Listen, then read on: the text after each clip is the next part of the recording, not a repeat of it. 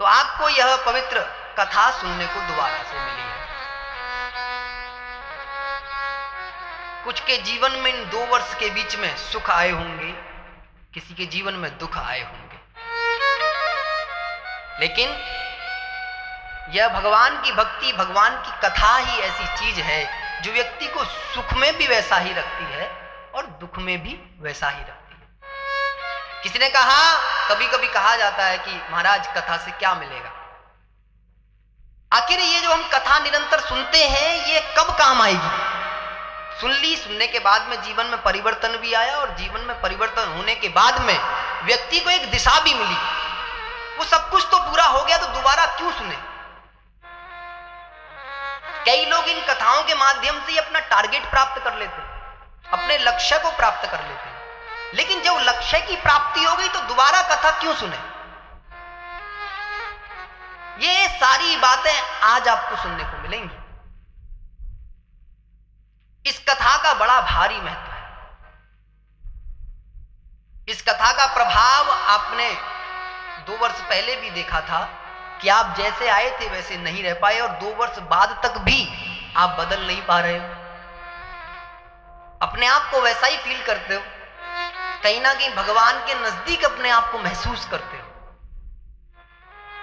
वो सब तो मुझे बताने की जरूरत नहीं है, क्योंकि मुझे पता है कि मेरे स्टूडेंट आज रेडी हैं एक नया सब्जेक्ट पढ़ने के लिए, एक नई क्लास ज्वाइन कर रहे हो।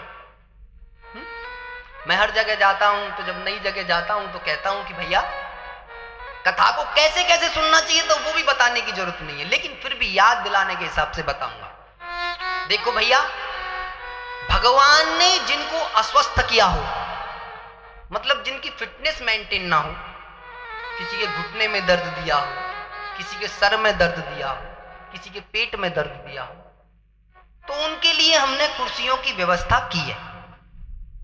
भगवान जी से बातचीत करके कह करके प्रभु कुछ टेढ़े मेढ़े लोग आएंगे जिनको इधर उधर की समस्याएं हैं, तो उन टेढ़े मेढ़े को सीधे रखने के लिए कुर्सी की व्यवस्था है कि भाई तुम सीधे बैठे रहना। लेकिन भगवान ने जिनको टेढ़ा मेढ़ा नहीं बनाया है, वो सब कथा का जो सुख है, जैसे मैं बैठता हूं वैसे ही बैठना है। मैं भी तो 4-3 जो भी घंटे बैठता हूं ऐसे ही बैठता हूं ना। तो कथा का जो सुख है वो पृथ्वी पर ही बैठकर के। क्यों? क्योंकि पृथ्वी भगवान के शरीर से उत्पन्न हुई है।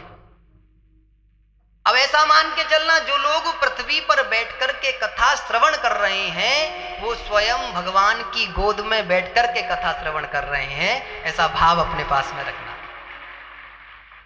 तो भगवान की गोद में बैठकर के जो कथा सुनने का और कहने का आनंद है वो अलग है।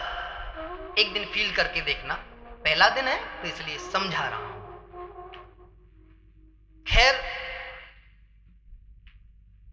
हम सब लोग इस कथा में आज प्रथम प्रवेश करेंगे तो 3 चीजें निश्चित अपने आज जीवन में उतारनी है। ये कथा जब तक चले तब तक है और उसके बाद भी जीवन में उतारनी है। क्या? पहला नियम भागवत श्रवण करने का। भागवत कैसे सुननी चाहिए,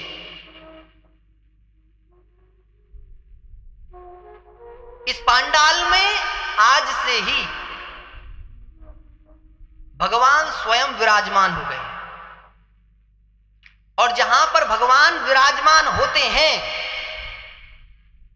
जब हम उस स्थान पर पहुंचे तो सबसे पहली चीज है हमारा तन और हमारा मन दोनों शुद्ध होने चाहिए।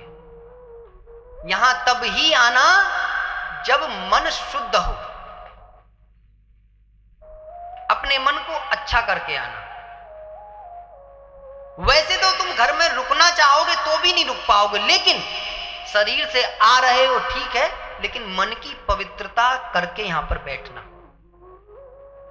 ये जो 4 घंटे का विषय है, ये जो 4 घंटे का श्रीमद् भागवत कथा का सार है, इसका एक एक शब्द, एक एक शब्द छूटना नहीं चाहिए।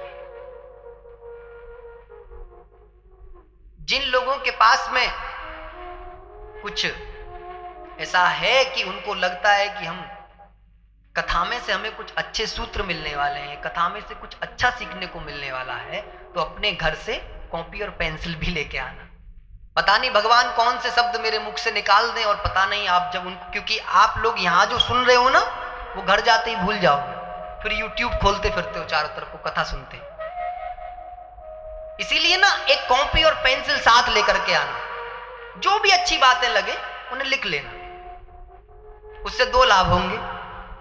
जब कभी भी लाइफ की डिफिकल्ट कंडीशन में खड़े होगे, जब विपरीत परिस्थितियों में खड़े होगे, तो उन विपरीत परिस्थितियों में ही वही सूत्र आपके जीवन को सरल बना देंगे। भागवत जीवन जीने की कला है कि जीवन जिया कैसे जाता है।